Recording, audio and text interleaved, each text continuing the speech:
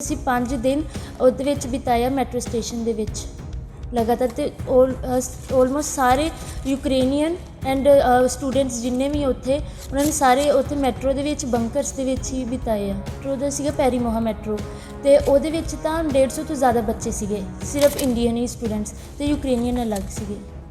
ਇਸ ਆਪਣੇ ਇਲਾਕੇ ਦਾ ਬੱਚੇ ਵੀ ਖੁਸ਼ੀ ਹੈ, ਇਸ ਤੋਂ ਵੱਧ ਖੁਸ਼ੀ ਕੀ ਹੋ ਸਕਦੀ ਜਿਹੜਾ ਬੱਚਾ ਸਾਡੇ ਅੱਖਾਂ ਸਾਹਮਣੇ ਆ ਗਿਆ ਬੰਬਾਬਾਰੀ ਦਾ। ਕਹਿਣ ਦਾ ਮਤਲਬ ਕਿ ਵੇਖੋ ਜੀ, ਜੇਕਰ ਆਪਾਂ ਆਰਮੀ ਜਾਂਦੀ ਲੜਨ ਵਾਸਤੇ ਫੌਜ ਦੇ ਵਿੱਚ, ਠੀਕ ਹੈ ਜੀ, ਇੱਕ ਸਿਪਾਹੀ ਜਿੱਤ ਕੇ ਆਉਂਦਾ ਹੈ, ਠੀਕ ਹੈ ਜੀ, ਉਹਨੂੰ ਹਾਰ ਪਾਇਆ ਜਾਂਦਾ ਹੈ। ਇਹੋ ਹੀ ਸਾਡੀ ਬੇਟੀ ਹੈ ਜਿਹੜੀ ਇੱਕ ਜੰਗ ਜਿੱਤ ਕੇ ਆਈ ਹੈ। ਇੱਕ ਨਹੀਂ, ਹਜ਼ਾਰਾਂ ਬੇਟੀਆਂ ਸਾਡੀਆਂ, ਹਜ਼ਾਰਾਂ ਬੇਟੇ ਸਾਡੇ ਜਿਹੜੇ ਉਹ ਜੰਗ ਜਿੱਤ ਕੇ ਆਏ ਨੇ, ਆਪਣੇ ਘਰਾਂ 'ਚ ਆਏ ਨੇ। ਮੇਰੇ ਕੋਲ ਇੱਕ ਗੱਲ ਹੈ, ਜਦੋਂ ਲਾ ਲਓ ਵੀ ਬੱਚੇ ਤਕਰੀਬਨ ਬੱਚੇ ਫਸੇ ਨੇ, ਇੱਕ ਸਾਡੀ ਭਾਰਤ ਸਰਕਾਰ ਦੀ ਗਲਤੀ ਕਰਕੇ ਫਸੇ ਨੇ।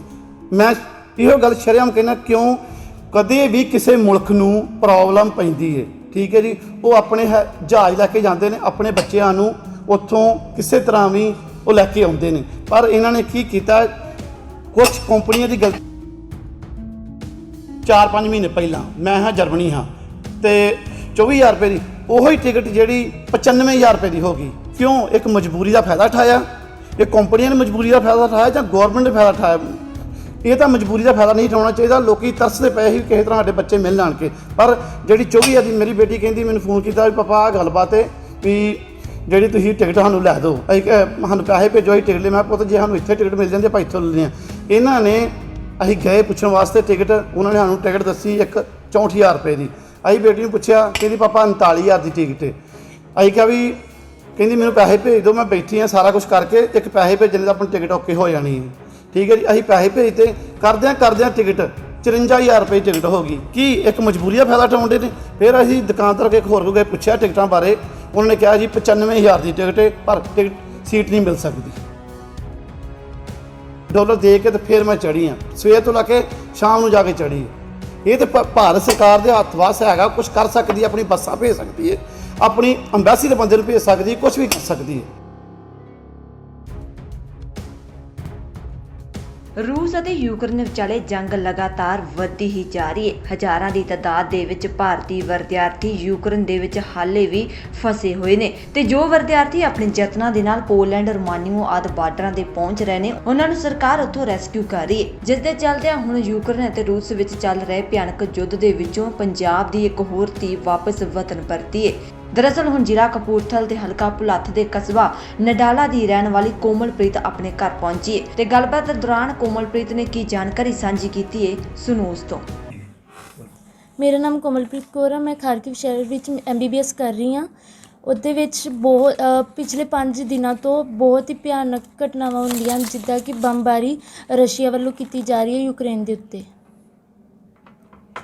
ਕਿਸ ਤਰ੍ਹਾਂ ਦੇ ਹਾਲਾਤ ਸੀ ਤੇ ਕਿਸ ਤਰ੍ਹਾਂ ਤੁਸੀਂ ਉੱਥੋਂ ਕਿਸ ਤਰ੍ਹਾਂ ਨਿਕਲ ਕੇ ਘਰ ਆਏ ਹੋ? ਅੱਜ ਕਿੱਦਾਂ ਦੇ ਹਾਲਾਤ ਸੀਗੇ? ਸਟਾਰਟਿੰਗ ਦੇ ਵਿੱਚ ਸਭ ਤੋਂ ਪਹਿਲਾਂ ਤਾਂ 5 ਤਰੀਕ ਸਵੇਰੇ 5 ਦਿਨ ਪਹਿਲਾਂ ਸਵੇਰੇ 5 ਵਜੇ ਤੋਂ ਇਹ ਚੀਜ਼ਾਂ ਸਟਾਰਟ ਹੋਈਆਂ ਬੰਬਾਰੀ ਦੀ ਆਵਾਜ਼ ਮੈਨੂੰ ਮੇਰੇ ਫਲੈਟ ਦੇ ਵਿੱਚ ਸੁਣਨ ਨੂੰ ਮਿਲੀ।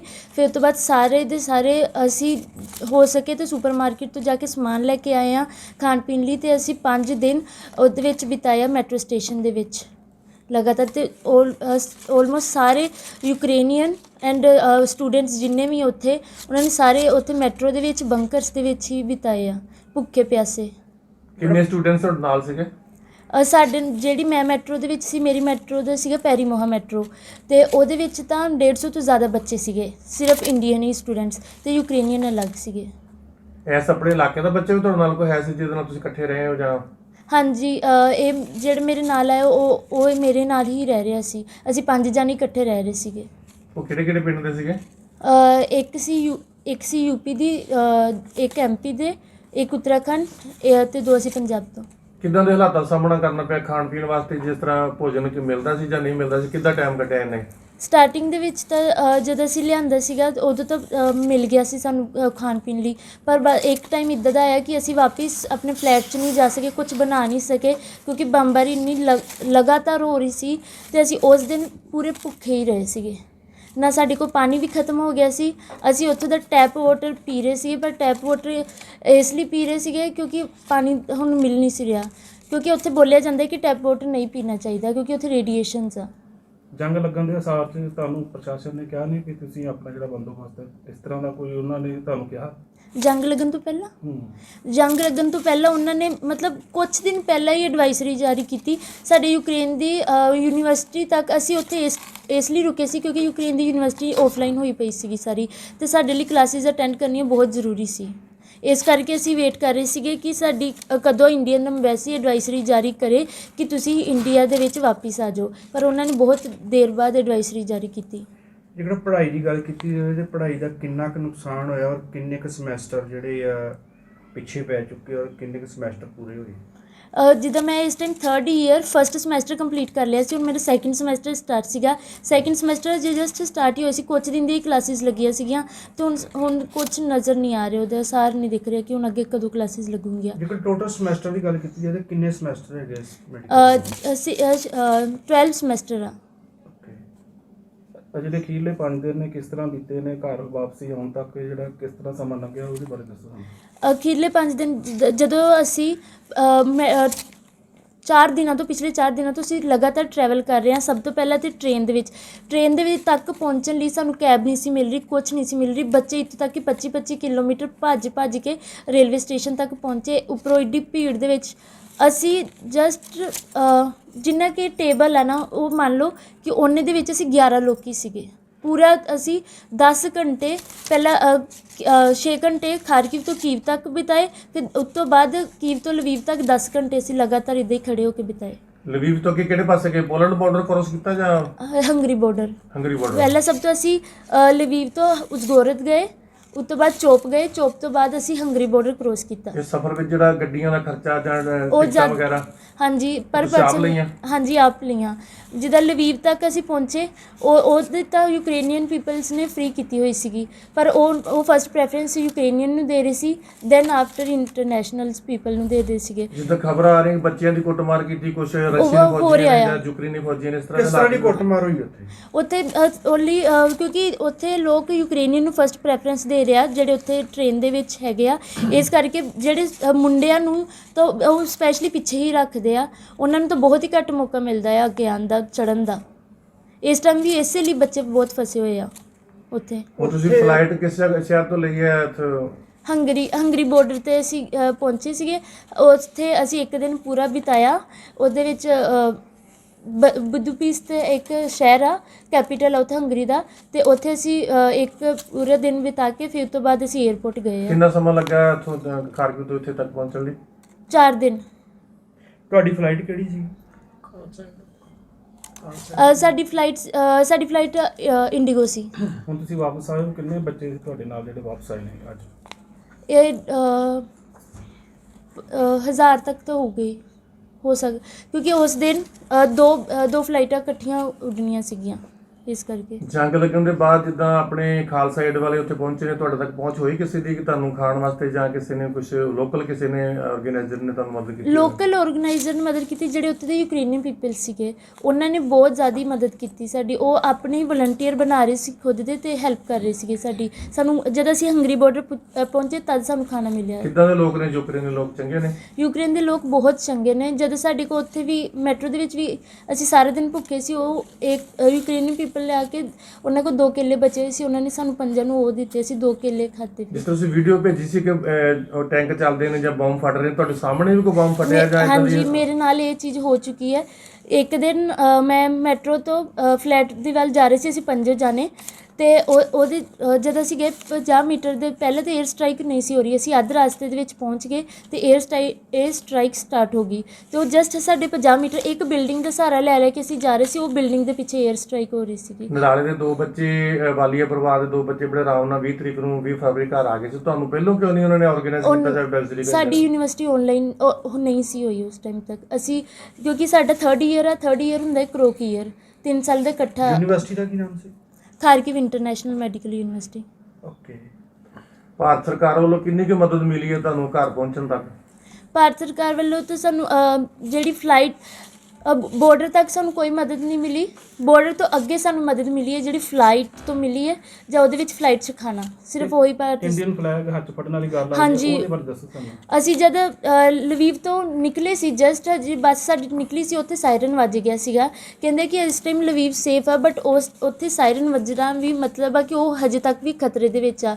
ਉਸ ਤੋਂ ਬਾਅਦ ਅਸੀਂ ਫਿਰ ਅਸੀਂ ਫਲੈਗ ਬਣਾਏ ਹੋਏ ਸੀ ਪੇਪਰ ਦੇ ਖੁਦ ਹੀ, ਅਤੇ ਉਹ ਅਸੀਂ ਆਪਣੀ ਵਿੰਡੋ ਦੇ ਉੱਤੇ ਲਾ ਦਿੱਤੇ, ਹਰ ਵਿੰਡੋ ਦੇ ਉੱਤੇ। ਅਤੇ ਫਿਰ ਜਿਹੜੇ ਵੀ ਯੂਕਰੇਨੀਅਨ ਪੁਲਿਸ ਦੇਖਦੀ ਸੀ ਜਾਂ ਕੋਈ ਵੀ, ਅਤੇ ਉਹ ਸਾਨੂੰ ਅੱਗੇ ਜਾਣ ਦੇ ਦਿੰਦੇ ਸੀਗੇ, ਸਿਰਫ ਉਹ ਫਲੈਗ ਦੇ ਬੇਟਾ ਵਿੱਚ। ਜਿਹੜੀ ਬਿਲਡਿੰਗ ਦੇ ਵਿੱਚ ਤੁਸੀਂ ਰਹਿ ਰਹੇ ਸੀ, ਗੁਜ਼ਾਰ ਰਹੇ ਸੀ, ਰਾਤ ਦਿਨ ਉੱਥੇ ਲੰਮੇ ਪੈ ਰਹੇ ਸੀ, ਸਾਰਾ ਕੁਝ ਜੋ ਹਾਲਾਤ ਨਜ਼ਰ ਆ ਸੀ, ਇਸ ਵੇਲੇ ਉਸ ਬਿਲਡਿੰਗ ਦੇ ਹਾਲਾਤ ਕਿੱਦਾਂ ਦੇ? ਮੈਟਰੋ ਦੇ ਅਸੀਂ ਜਿਹੜੇ ਸਭ ਤੋਂ ਜ਼ਿਆਦਾ ਟਾਈਮ ਮੈਟਰੋ ਦੇ ਅੰਦਰ ਹੀ ਬਿਤਾਇਆ ਹੈ, ਅਤੇ ਉੱਥੇ ਤਾਂ ਹਾਲਾਤ, ਕਿਉਂਕਿ ਬਾਹਰ ਸਾਨੂੰ ਪੂਰਾ ਇੱਦਾਂ ਲੱਗ ਰਿਹਾ ਕਿ ਜਸਟ ਸਾਡੇ ਲਾਗੇ ਹੀ ਬੰਬਾਰੀ ਹੋ ਰਹੀ ਹੈ। ਕਿਉਂਕਿ ਜਦੋਂ ਅਸੀਂ ਨਿਕਲੇ ਸੀ ਬਾਹਰ, ਅਤੇ ਰਸ਼ੀਅਨ ਟੈਂਕ ਵਗੈਰਾ ਸਾਰੇ ਉੱਥੇ ਸਟਰੀਟ ਫਾਈਟ ਹੋ ਰਹੀ ਸੀਗੀ। ਮਹਿਸੂਸ ਕਰ ਰਹੇ ਹੋ ਅੱਜ ਆਪਣੇ ਘਰ ਦੇ ਵਿੱਚ ਆਏ ਹੋ, ਔਰ ਤੁਹਾਡੇ ਪਿਤਾ ਜੀ, ਤੁਹਾਡੇ ਮਾਤਾ ਜੀ ਬੜੀ ਵੱਡੀ ਇੱਕ ਕੁੜੀ ਸੀਗੀ, ਹਾਂਜੀ, ਮੈਂ ਉਹਦੇ ਵਿੱਚ ਸਭ ਤੋਂ ਯੋਗਦਾਨ ਕਿਹਦਾ ਰਿਹਾ ਵਾ ਇਸ ਇੱਥੋਂ ਤੱਕ ਪਹੁੰਚਾਉਣ ਲਈ? ਇਹਦੇ ਵਿੱਚ ਸਭ ਤੋਂ ਵੱਡਾ ਯੋਗਦਾਨ ਤਾਂ ਸਭ ਤੋਂ ਪਹਿਲਾਂ ਮੰਮੀ ਪਾਪਾ ਨੂੰ, ਫਿਰ ਉਸ ਤੋਂ ਬਾਅਦ ਮੀਡੀਆ, ਜਿਹਨੇ ਗਵਰਨਮੈਂਟ ਦੇ ਉੱਤੇ ਪ੍ਰੈਸ਼ਰ ਪਾਇਆ, ਜਿਹਦੇ ਥਰੂ ਸਾਡੀ ਆਵਾਜ਼ ਉਹਨਾਂ ਤੱਕ ਪਹੁੰਚੀ, ਉਹ ਗੱਲ ਦਾ। ਅਤੇ ਮੈਂ ਮੀਡੀਆ ਨੂੰ ਸਿਰਫ ਮੈਂ ਇੱਕ ਰਿਕੁਐਸਟ ਕਰਨਾ ਚਾਹੂੰਗੀ, ਸਿਰਫ ਕਿ ਇਸ ਟਾਈਮ ਉੱਥੇ ਬਹੁਤ ਸਾਰੇ ਬੱਚੇ ਫਸੇ ਹੋਏ ਆ, ਇੱਥੋਂ ਤੱਕ ਕਿ ਮੇਰੇ ਫਰੈਂਡਸ ਵੀ ਖੁਦ ਦੇ ਫਸੇ ਹੋਏ ਆ, ਉੱਥੇ ਰੋ ਰਹੇ ਆ, ਉੱਥੇ ਬੈਠ ਕੇ ਨਾ ਉਹਨਾਂ ਨੂੰ ਖਾਣਾ ਮਿਲ ਰਿਹਾ, ਨਾ ਉਹਨਾਂ ਨੂੰ ਪਾਣੀ ਮਿਲ ਰਿਹਾ ਵਾ। ਉਹਨਾਂ ਨੂੰ ਸਮਝ ਨਹੀਂ ਆ ਰਹੀ ਉਹ ਕਿੱਥੇ ਜਾਣ। ਉਹਨਾਂ ਦੇ ਮਾਪਿਆਂ ਵੱਲੋਂ ਕੋਈ ਸੰਪਰਕ ਨਹੀਂ ਹੋਇਆ ਉਹਨਾਂ ਨਾਲ, ਜਿਹੜੇ ਬੱਚੇ ਰਹਿ ਗਏ ਨੇ? ਉਹ ਸੰਪਰਕ ਤਦ ਤੱਕ ਹੋਊਗਾ ਕਿਉਂਕਿ ਹੁਣ ਕਹਿ ਰਿਹਾ, ਸੁਣਨ 'ਚ ਆ ਰਿਹਾ ਕਿ ਇੱਥੋਂ ਤੱਕ ਕਿ ਬਿਜਲੀ ਤੱਕ ਬੰਦ ਹੋ ਸਕਦੀ ਹੈ ਉੱਥੇ ਯੂਕਰੇਨ ਦੀ, ਅਤੇ ਬੱਚੇ ਕਿੱਦਾਂ ਸੰਪਰਕ ਕਰਨਗੇ?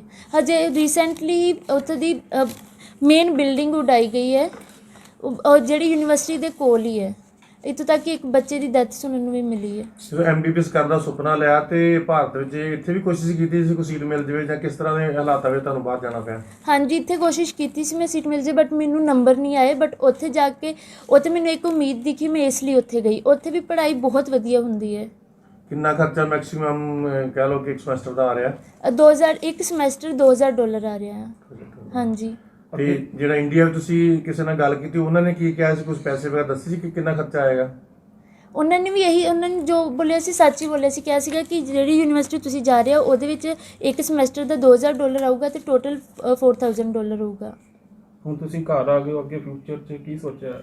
ਫਿਊਚਰ 'ਚ ਇਹੀ ਸੋਚਿਆ, ਕਿਉਂਕਿ ਯੂਕਰੇਨੀਅਨ ਪੀਪਲ ਬਹੁਤ ਜ਼ਿਆਦਾ ਆਪਣੇ ਲਈ ਲੜਨ ਦੇ। ਮੈਨੂੰ ਮੌਕਾ ਮਿਲਿਆ, ਅਤੇ ਅਗਰ ਖਾਰਕਿਵ ਠੀਕ ਹੋ ਜਾਂਦਾ ਮੈਂ ਵਾਪਸ ਖਾਰਕਿਵ ਵੀ ਪੜ੍ਹਨ ਜਾਵਾਂਗੀ।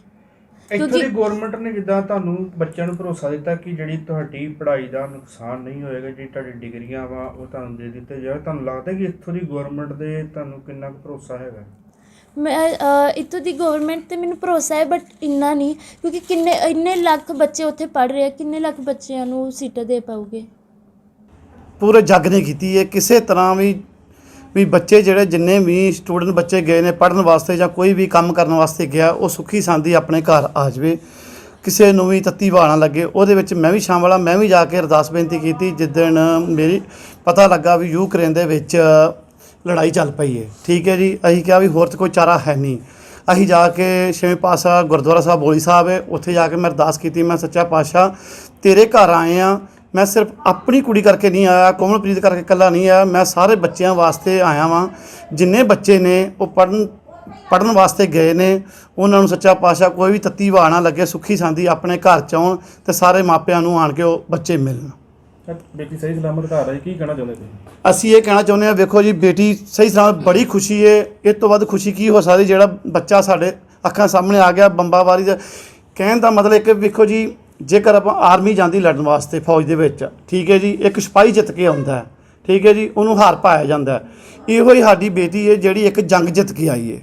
ਇੱਕ ਨਹੀਂ, ਹਜ਼ਾਰਾਂ ਬੇਟੀਆਂ ਸਾਡੀਆਂ, ਹਜ਼ਾਰਾਂ ਬੇਟੇ ਸਾਡੇ ਜਿਹੜੇ ਉਹ ਜੰਗ ਜਿੱਤ ਕੇ ਆਏ ਨੇ, ਆਪਣੇ ਘਰਾਂ 'ਚ ਆਏ ਨੇ। ਸਾਨੂੰ ਬਹੁਤ ਬਹੁਤ ਬਹੁਤ ਸ਼ੁਕਰ ਪ੍ਰਮਾਤਮਾ ਦਾ। ਅਸੀਂ ਇੰਨਾ ਸ਼ੁਕਰ ਕਰ ਸਕਦੇ ਹਾਂ ਵੀ ਸੱਚੇ ਪਾਤਸ਼ਾਹ ਕੋਟ ਕੋਟ ਸ਼ੁਕਰ ਤੇਰਾ, ਜਿਹੜੇ ਸਾਡੇ ਬੱਚੇ ਸਾਡੇ ਘਰ ਆ ਗਏ ਨੇ। ਸਾਨੂੰ ਬਹੁਤ ਖੁਸ਼ੀ ਹੋਈ। ਜਦੋਂ ਇਦਾਂ ਦੇ ਹਾਲਾਤ ਪੈਦਾ ਹੋਏ, ਬੱਚੀ ਯੂਕਰੇਨ ਜੰਗ ਲੱਗ ਹਾਲਾਤ ਇਦਾਂ ਦੇ ਭੈੜੇ ਹੋ ਗਏ ਸੀ, ਨਾ ਰੋਟੀ ਖਾਣ ਨੂੰ ਦਿਲ ਕਰਦਾ ਸੀ, ਨਾ ਸੌਣ ਨੂੰ ਦਿਲ ਕਰਦਾ ਸੀ।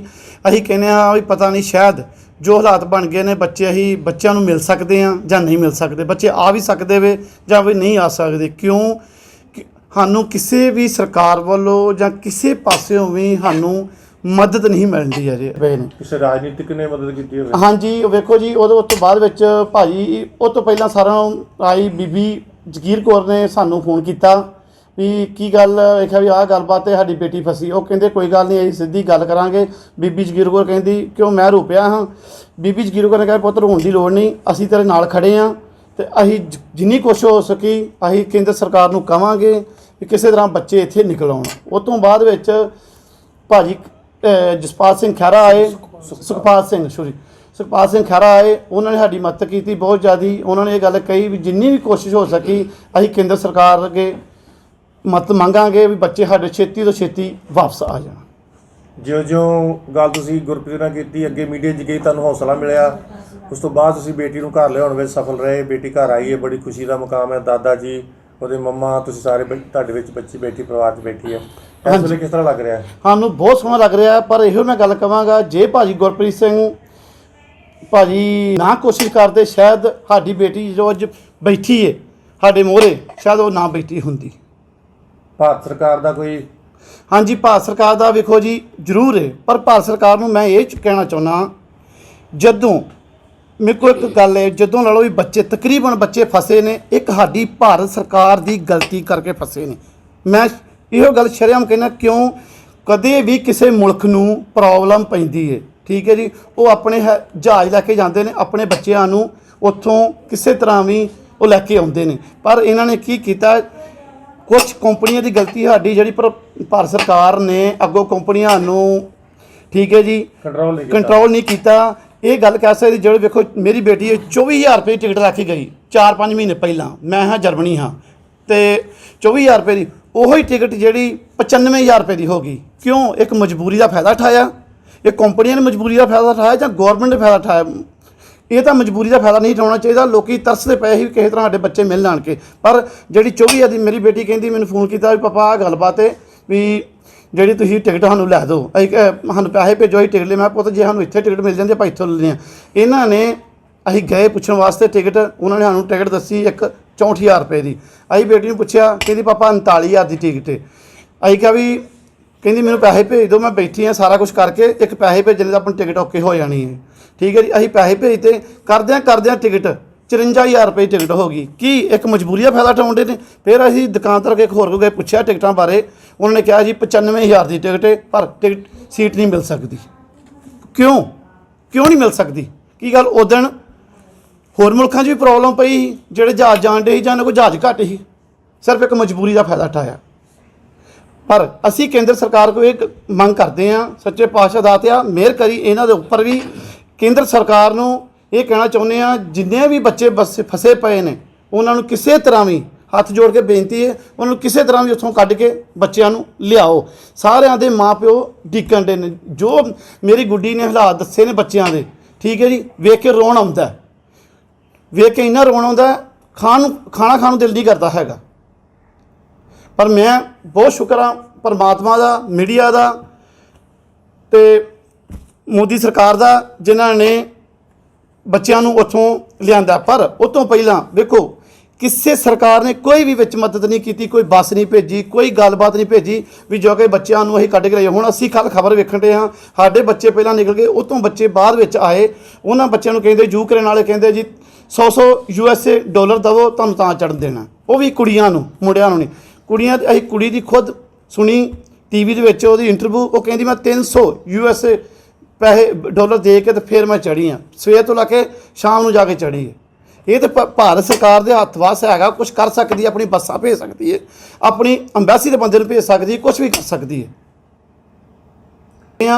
ਵੀ ਬਹੁਤ ਮਿਹਰਬਾਨੀ ਇਹਨਾਂ ਦੀ, ਜਿਨ੍ਹਾਂ ਨੇ ਬਾਰਡਰਾਂ ਤੋਂ ਅੱਗੇ ਬੱਚੇ ਚੁੱਕ ਕੇ ਇੱਥੇ ਇੰਡੀਆ ਪਹੁੰਚਾਏ ਨੇ, ਇੰਡੀਆ ਤੋਂ ਸਾਡੇ ਘਰਾਂ 'ਚ ਆਏ ਨੇ, ਠੀਕ ਹੈ ਜੀ। ਪਰ ਮੈਂ ਇਹ ਗੱਲ ਕਹਿਣਾ ਚਾਹੁੰਦਾ, ਅੱਗੋਂ ਤੋਂ ਵੀ ਕਦੀ ਵੀ ਕੇਂਦਰ ਸਰਕਾਰ ਨੂੰ ਮੈਂ ਕਹਿਣਾ ਚਾਹੁੰਦਾ, ਅੱਗੋਂ ਤੋਂ ਕਦੀ ਵੀ ਕਿਸੇ ਮੁਲਕ ਵਿੱਚ ਲੜਾਈ ਹੁੰਦੀ ਹੈ, ਕੁਛ ਹੁੰਦਾ, ਤੁਸੀਂ ਜਿਹੜੇ ਅੱਗੋਂ ਟਿਕਟਾਂ ਵੇਚਦੇ ਪਏ ਨੇ ਉਹਨਾਂ ਦੇ ਉੱਪਰ ਕੁਝ ਪਾਬੰਦੀ ਲਾਈ ਜਾਵੇ। ਇਸ ਰੇਟ ਤੋਂ ਟਿਕਟ ਵੱਧ ਨਹੀਂ ਹੋਣੀ ਚਾਹੀਦੀ, ਸੋ ਘੱਟ ਹੋਵੇ, ਜਿਹੜਾ ਕੋਈ ਬੱਚਾ ਹੈ, ਕੋਈ ਵੀ ਇਨਸਾਨ ਹੈ, ਉਹ ਆਪਣੇ ਘਰ ਸੌਖਾ ਆ ਸਕੇ। ਹੁਣ ਮੈਂ ਰਹਿਣਾ ਜਰਮਨੀ, ਮੈਂ ਤਾਂ ਚਲੋ ਜੀ ਕਿਸੇ ਤਰ੍ਹਾਂ ਕਰਕੇ ਕਰ ਲਾਂਗਾ। ਜਿਹੜੇ ਲੋਕ ਨੌਕਰੀਆਂ ਕਰਦੇ ਪਏ ਨੇ, 10,000 ਰੁਪਏ ਤਨਖਾਹ ਲੈਣ ਡੇ ਨੇ, 15,000 ਰੁਪਏ ਤਨਖਾਹ ਲੈਣ ਡੇ ਨੇ, ਜਿਹੜੇ ਦਿਹਾੜੀ ਕਰਕੇ ਆਪਣੇ ਬੱਚਿਆਂ ਨੂੰ ਪੜ੍ਹਾਉਣ ਡੇ ਨੇ, ਠੀਕ ਹੈ ਜੀ, ਉਹ ਕਿੱਥੋਂ 95,000 ਰੁਪਏ ਟਿਕਟ ਲਾਉਣਗੇ। ਮੇਰੇ ਹੱਥ ਜੋੜ ਕੇ ਇਹੋ ਬੇਨਤੀ ਕੇਂਦਰ ਸਰਕਾਰ ਨੂੰ ਇਹਨਾਂ ਦੇ ਉੱਪਰ ਕੁਝ ਪਾਬੰਦੀ ਕੀਤੀ ਜਾਵੇ। ਬਹੁਤ ਬਹੁਤ